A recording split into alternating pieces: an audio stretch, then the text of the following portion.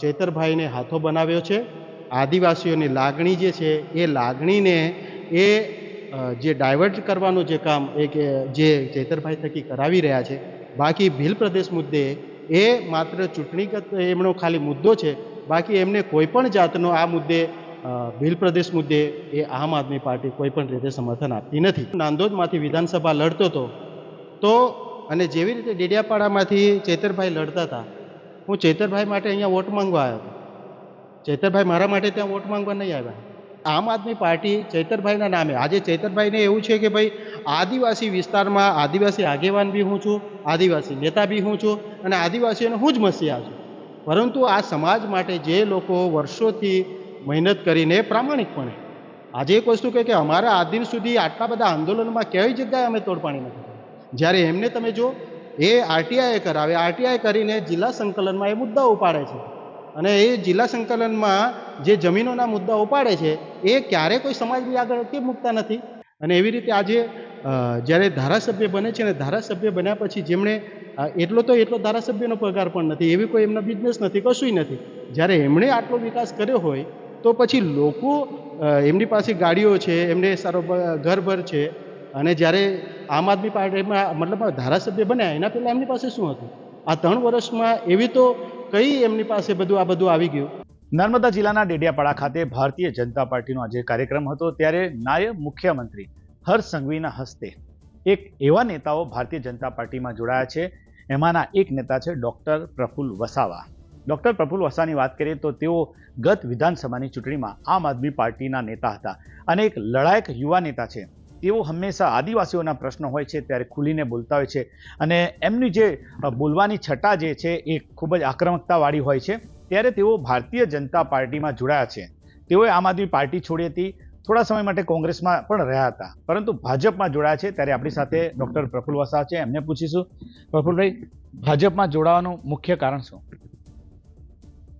બીજેપીમાં જોડાવા પાછળનું મુખ્ય કારણ અમારું એ છે કે અમે આ સમાજ માટે, જ્યારે વોટ્સઅપ અને ફેસબુકનો બી જમાનો નહીં ત્યારથી અમે આ સમાજ માટે, એની અંદર આંદોલનો માટે, જનજાગૃતિ માટે કામ કરીએ છીએ.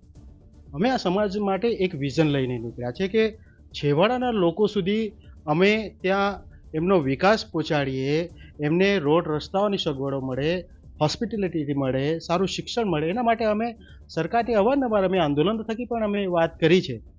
જ્યારે અમે બીજેપીમાં આવ્યા છે તો જે આ શેડ્યુલ એરિયાના જે કોઈ પ્રશ્નો છે અને જે બાબતો છે એ અમારે સરકાર સુધી જો પહોંચાડવી છે અને સરકારમાં રહીને અમે અમારું એ કામ સરળતાથી કરી શકીશું.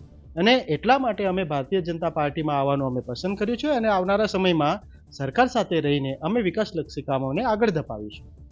ખાસ કરીને કોઈ પણ નેતા હોય જો સત્તારૂઢ પાર્ટીમાં જોડાય તો કોઈ કમિટમેન્ટ લઈને આવતા હોય છે, કોઈ ટિકિટનું હોય કે પછી બીજી કોઈ વાત પણ થતી હોય છે. ડૉક્ટર પ્રફુલ્લ વસાવા કયા કમિટમેન્ટને લઈને ભાજપમાં આવ્યા છે? જ્યારે અન્ય પાર્ટીઓમાં જતા હોય તો કદાચ નામ સાંભળીને એમણે પહેલાંથી કમિટમેન્ટ આપી દેતા કે પ્રફુલ્લભાઈ તમારી આ ટિકિટ ડન છે. આમ આદમી પાર્ટીએ તો કહી દીધું કે તમે સાઉથ ગુજરાતમાંથી જે કોઈ બી કેન્ડિડેટ આપો છો બધાને અમે ચૂંટણી લડાવીશું. તો ભારતીય જનતા પાર્ટી એ તો શિસ્તબદ્ધ પાર્ટી છે. એ ડાયરેક્ટ જ એવું નથી કે તમારે આ ટિકિટ પર તમારે લડવાનું છે, એમએલએ લડવાનું છે, એમપી લડવાનું છે.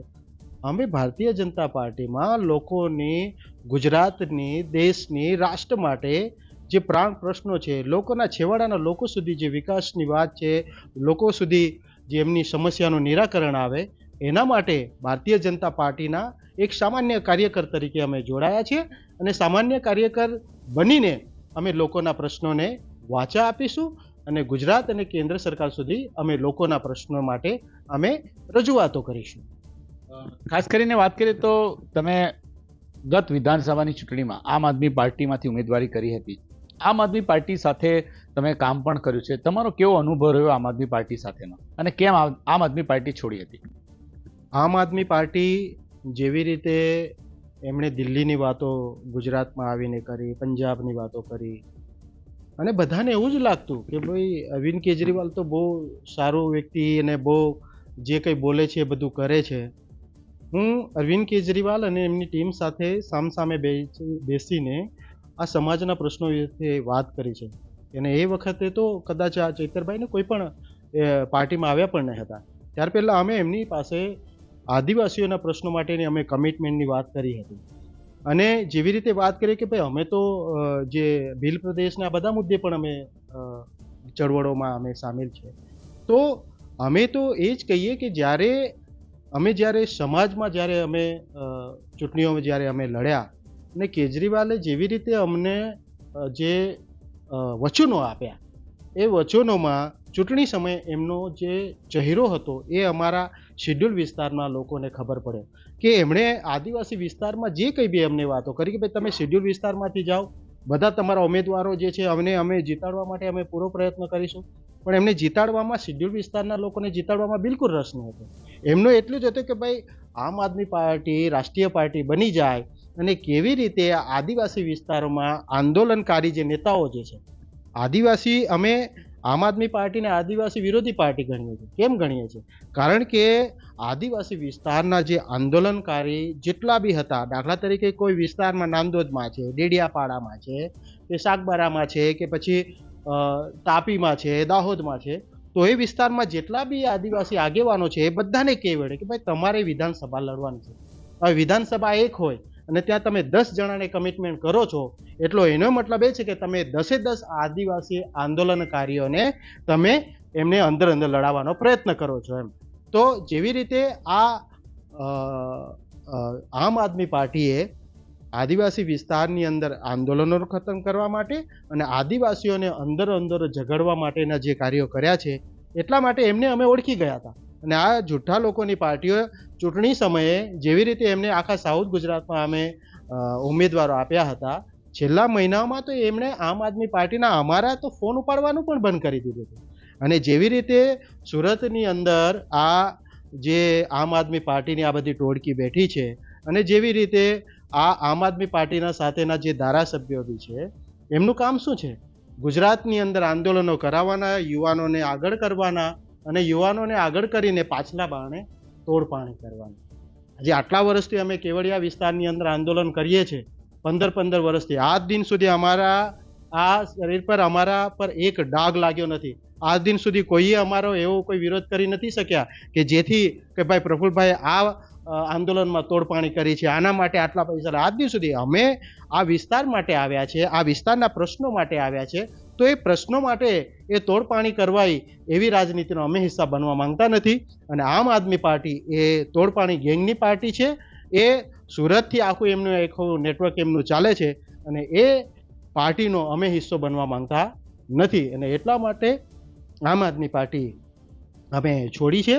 અને આમ આદમી પાર્ટીને છોડીને અમે અમારા યુવાનોને પણ કીધું છે કે આવનારા સમયમાં તમે જોજો, સૌથી વધારે આમ આદમી પાર્ટી કોઈ વિસ્તારોમાંથી છોડશે તો એ ડેડિયાપાડા અને સાગબારામાંથી છોડી રહ્યા છે. કેમ?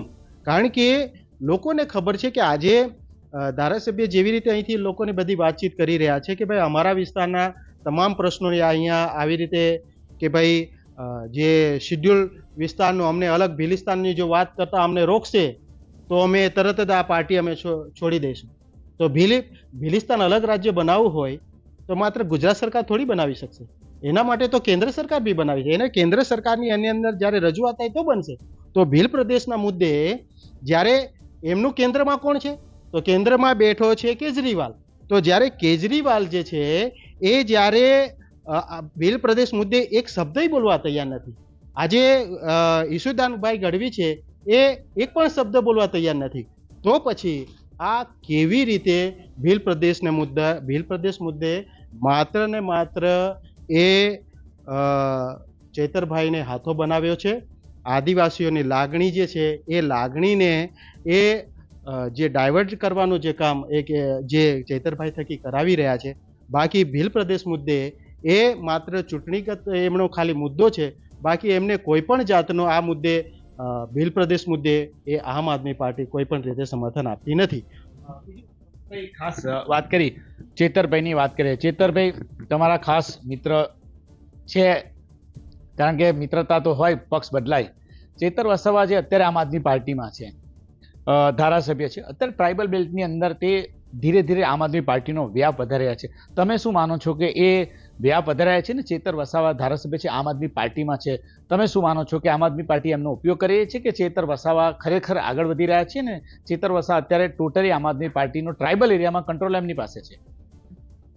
એવું તો કહેવાય છે કે ભાઈ આદિવાસી પટ્ટાના તમામ ડિસિઝન એ ચૈતરભાઈ લે છે, એવું કશુંય નથી.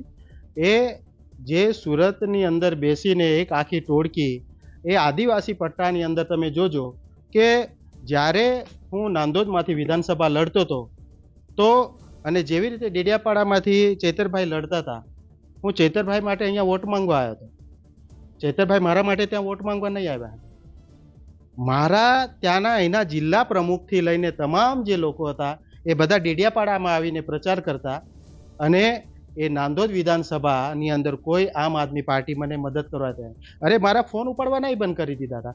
તો અમે એ જ કહીએ છીએ કે આમ આદમી પાર્ટી ચૈતરભાઈના નામે આજે ચૈતરભાઈને એવું છે કે ભાઈ આદિવાસી વિસ્તારમાં આદિવાસી આગેવાન બી હું છું, આદિવાસી નેતા બી હું છું અને આદિવાસીઓને હું જ મસીહા છું.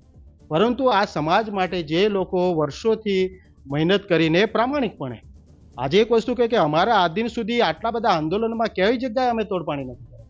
જ્યારે એમને તમે જો એ આરટીઆઈ કરાવે, આરટીઆઈ કરીને જિલ્લા સંકલનમાં એ મુદ્દા ઉપાડે છે અને એ જિલ્લા સંકલનમાં જે જમીનોના મુદ્દા ઉપાડે છે એ ક્યારે કોઈ સમાજની આગળ કેમ મૂકતા નથી કે અમે જિલ્લા સંકલનની અંદર અમે આ મુદ્દા જમીનનો મુદ્દો ઉપાડે તો અને એ જમીનનો મુદ્દો આ છે. એમની આજ દિન સુધી એ મુદ્દે કંઈ પોસ્ટ નથી ને એ જ મુદ્દે મનસુખભાઈ પણ એમને કીધું હતું કે તમે એ જમીનોના બાબતમાં તમે તોડપાણી કરી છે.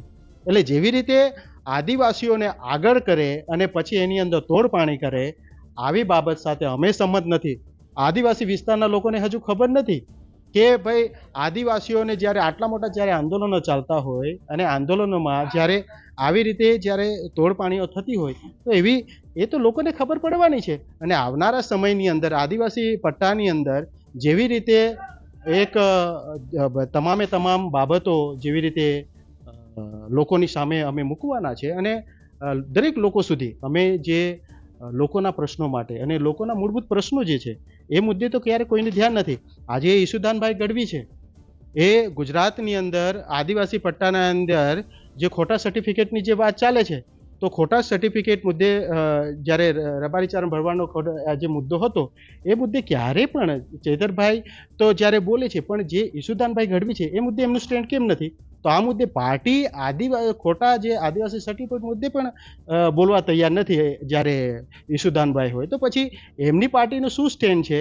એ તો માત્ર ચૈતરભાઈને જે આદિવાસીઓના કેટલાક મુદ્દાઓ છે એ મુદ્દે ખાલી બોલવાની સ્વતંત્રતા આપી છે, પરંતુ એમની પાર્ટી જે છે એ આદિવાસી મુદ્દાઓને ભટકાવી રહી છે અને આદિવાસીઓને માત્ર વોટ બેંક ઊભી કરીને આદિવાસીઓને માત્ર ને માત્ર ખોટા વચનો આપીને માત્ર એમની વોટ બેંક કરવી છે. બાકી વિકાસની વાત જોતી હોય આજે જેવી રીતે ડેડિયાપાડા વિસ્તારમાં જોઈએ તો અહીંયા લોકોને પગમાં ચપ્પલ પહેરવાના એ ફાફા છે અને એવી રીતે આજે જ્યારે ધારાસભ્ય બને છે ને ધારાસભ્ય બન્યા પછી જેમણે એટલો ધારાસભ્યનો પગાર પણ નથી, એવી કોઈ એમના બિઝનેસ નથી, કશુંય નથી. જ્યારે એમણે આટલો વિકાસ કર્યો હોય તો પછી લોકો એમની પાસે ગાડીઓ છે, એમને સારો ઘરભર છે અને જ્યારે આમ આદમી પાર્ટીમાં મતલબ ધારાસભ્ય બન્યા એના પહેલાં એમની પાસે શું હતું? આ 3 વર્ષમાં એવી તો કઈ એમની પાસે આ બધું આવી ગયું. આજે મનસુખભાઈ જ્યારે એમની પર આટલે બધા પ્રહાર કરે છે, તોડપાણી કરે છે તો એ મુદ્દે આ બધા જે પૈસાઓ જે બધા આવી રહ્યા છે એ પૈસા મુદ્દે જ્યારે લોકો પ્રશ્ન પૂછી રહ્યા છે ત્યારે એ મુદ્દે હંમેશા એ લોકો મૌન રહે છે. કોણ તોડપાણી કરે છે? પ્રફુલભાઈ વસાવાનો સીધો આરોપ છે. કયા નેતા કોણ તોડપાણી કરે છે અને ખાસ કેમ તમને એવું લાગે છે? આમ આદમી પાર્ટીના જ્યારે જેટલા બી પ્રામાણિક નેતાઓ છે જ્યારે અમે આમ આદમી પાર્ટીમાં હતા પણ અમારો એક સિદ્ધાંત હતો, અમે તોડપાણી ક્યારેય કરી નથી. પરંતુ અત્યારે તોડપાણી કોણ કરે છે? હમણાં જે મનસુખભાઈ તો ખુલ્લેઆમ બોલે છે ને. પ્રફુલભાઈ કેમ નથી કહેતા છે ભાઈ આ કેવડિયા વિસ્તારની અંદર જે આદિવાસી આંદોલનમાં આજ દિન સુધી એ આદિવાસી આંદોલનોમાં અમે એક ડાઘ લાગવા નથી દીધો. આ થોડા વર્ષથી જેથી ચૈતર વસાવા આ વિસ્તારમાં અંદર એક્ટિવ થયા છે અને લોકોને એવું લાગે છે કે ભાઈ ધારાસભ્ય છે એટલે અમારા પ્રશ્નો સોલ્વ થઈ જાય. લોકો એમની પાસે એમના પ્રશ્નો લઈને જઈ રહ્યા છે અને એ વ્યક્તિઓ જે છે એમના માણસો જે છે એ એજન્સીઓ સાથે મિટિંગ કરે છે. પ્રફુલ્લ વસાવાએ આજ દિન સુધી કોઈ એજન્સીઓ સાથે મિટિંગો નથી કરી. ભાઈ અમે ગામની અમે સમિતિ બનાવતા અને એ સમિતિઓ સરકાર સાથે વાતચીત કરતી. જ્યારે અહીંયા ઉલટું છે, એ સીધા સમિતિઓ સાથે જઈને વાતચીત કરે છે, સીધા સમિતિઓની સાથે જે સંસ્થાઓ છે એમની સાથે ગુપ્ત મિટિંગો કરે છે. ભાઈ જાહેરમાં તમે મિટિંગો કરો, લોકોના પ્રશ્ન માટે કે ભાઈ જ્યારે આદિવાસીઓના આંદોલનો ચાલતા હોય તો કે અમે એસીઓના જે ત્યાં ચેરમેન છે એમને મળવાનો છે અમારે, તો ભાઈ અમે પૂછીએ એના મુદ્દા શું છે, તેના મુદ્દા એમની પાસે કશું નથી. જ્યારે તમે અમે પૂછીએ કે ભાઈ તમારે જ્યારે સંકલનમાં તમે જે મુદ્દો ઉઠાવો છો તો પ્રજા વચ્ચે મૂકો, પરંતુ એની કોઈ વાત કરતું નથી. આમ આદમી પાર્ટીમાં કોણ તોડબાજી કરે છે, કોણ તોડ કરે છે? પ્રફુલ્લ વસાવા શું કહેશે? નામ કેમ નથી બોલતા? પ્રફુલ્લ વસાવાને નામ બોલવામાં શું વાંધો છે? ગુજરાતની અંદર, ગુજરાતમાં આપણે નર્મદા જિલ્લામાં તોડપાણી કરવામાં એના જિલ્લા પ્રમુખ નિરંજન વસાવાનું નામ સામે આવ્યું છે, ચૈતર વસાવાનું નામ આવ્યું છે, તો બીજું તોડપાણી કોણ કરે છે? એવી રીતે એમના બધા જ છે. પ્રફુલ્લભાઈ, તમે ભાજપમાં જોડાયા છો. પ્રફુલ્લભાઈ, 2-3 મુદ્દાની આપણે વાત કરીએ તો પ્રફુલ્લભાઈ કયા એવા મુદ્દા ખાસ કરીને આદિવાસી સમાજ માટેના લઈને ભાજપમાં જોડાયા છે ને તમારી શું ખાસ એ છે કે ઈચ્છા છે કે શું થવું જોઈએ આદિવાસી સમાજ માટે ભાજપમાં આવ્યા છે, તો તમે શું કરવા માંગો છો ખાસ? અમે જે વિઝનથી આ જાહેર જીવનમાં આવ્યા છે, રાજનીતિમાં આવ્યા છે ને લોકો માટે જે આંદોલનો કર્યા છે, આજ દિન સુધી કોઈ પણ જગ્યાએથી કોઈએ એવું કીધું નથી કે ભાઈ પ્રફુલ્લભાઈએ આ આંદોલનનું એને તોડી પાડ્યું છે કે પ્રફુલ્લભાઈએ જે છે એ આ આદિવાસી નેતાઓ સાથે દગો કર્યો છે. અમારું વિઝન એક છે કે ભાઈ છેવાડાના લોકોને હક અધિકાર મળે, એમને ન્યાય મળે અને એમને જે છે એમના જે પ્રશ્નો છે એ વિકાસલક્ષી, જેવી રીતે નરેન્દ્રભાઈ મોદી સાહેબનું જે વિઝન છે કે છેવાડાના લોકો સુધી વિકાસ પહોંચવો જોઈએ, અને એના માટે અમે આમ આદમી પાર્ટી છોડીને આજે અમે ભાજપમાં અમે પ્રવેશ કર્યો છે. અને આમ આદમી પાર્ટીને અમે ખાસા સમય પહેલાં અમે છોડી દીધું હતું, પણ અમે એક વિઝન સાથે આવ્યા છે કે છેવાડાના લોકો સુધી જેવી રીતે નરેન્દ્રભાઈ મોદી સાહેબનું જે વિઝન છે એ વિઝનને અમે લોકો સુધી પહોંચાડીશું ને અને લોકો માટે વિકાસલક્ષી કાર્ય કરીશું. છેલ્લો સવાલ પ્રફુલ્લભાઈ. પ્રફુલ્લભાઈની શરૂઆત એક યુવા નેતા તરીકે થઈ હતી. છોટુભાઈ વસાવા સાથે તમે કામ કરી ચૂક્યા છો. તમે એમની રાજનીતિ વિશે શું માનો છો ને હાલની સ્થિતિ બાબતે શું કહેવા માંગો છો? બીટીપીની જે અત્યારે સ્થિતિ છે ને, છોટુભાઈ વસાવા પાસે તમે શું શીખ્યા જીવનમાં, એ બાબતે શું કહેશો અને કયા મુદ્દે તમે બીટીપી છોડી દીધી? છોટુભાઈનું જે વિઝન છે અને છોટુભાઈએ જે આ સમાજ માટે કાર્ય કર્યા છે એને કોઈ પણ રાજનીતિ નકારી શકશે નહીં. એટલા માટે છોટુભાઈએ જે આખું વિઝન બનાવ્યું હતું અને વિઝનના આધારે અમે બીટીએસ બનાવ્યું, અને બીટીએસના આધારે અમે ગુજરાતના 14 જિલ્લાઓમાં અમે જમીન લેવલ પર અમે પહોંચ્યા છે. અને જમીન લેવલે અમે લોકોને જનજાગૃતિ માટે અમે તનતોડ મહેનત કરી છે. અને આજે જે આપણને પરિણામ મળે છે આ વિસ્તારોમાં, એના મૂળમાં અમે કહીએ કે જ્યારે આ વિસ્તારમાં લોકોને ફેસબુક અને વોટ્સઅપ પણ નહીં હતું, એ વખતે અમે જનક્રાંતિ માટે અને લોકોને જાગૃત કરવા માટે નીકળી ગયા હતા. છોટુભાઈને જેવી રીતે એમની સાથે રહીને બીજા જે આ આખું વિઝનને ડાયવર્ટ કરવાનું જેમણે કામ કર્યું છે, અને એ વિઝનના લીધે જે અમે જે હક અધિકાર માટે લડતા હતા, બોલતા હતા, તો એમાં જે છે અમને કેટલાક અંશે એવું લાગ્યું કે ભાઈ આ વસ્તુ યોગ્ય નથી. અને એટલા માટે અમે પછી છોટુભાઈને બી કીધું કે ભાઈ અમે કદાચ અમે જેવી રીતે અમે કામ કરવા માંગીએ છીએ એમાં કદાચ બીજા લોકોને પસંદ નથી, તો અમે પછી અમે બીટીપીમાંથી અને બીટીએસમાંથી અમે છોડીને અમે અમારી રીતે સ્વતંત્ર કામ કરીશું. તમે જોયું, આ હતા ડૉક્ટર પ્રફુલ્લ વસાવા. તેમણે આપણી સાથે ખાસ વાતચીત કરી. યુવા નેતા છે, આદિવાસી યુવા નેતા છે. તેમનું જે સંબોધન હોય છે એ વિસ્ફોટક હોય છે, અને અત્યારે તેઓ ભાજપમાં જોડાયા છે. અને તેમને જણાવ્યું કે તે કયા કયા વિઝનને લઈને ભારતીય જનતા પાર્ટીમાં જોડાયા છે. સાથે સાથે તેમને આમ આદમી પાર્ટી પર ભ્રષ્ટાચારના અનેક આક્ષેપ પણ કર્યા છે. ત્યારે આ હતા ડૉક્ટર પ્રફુલ્લ વસાવા, જેમણે આપણી સાથે ખાસ વાતચીત કરી છે.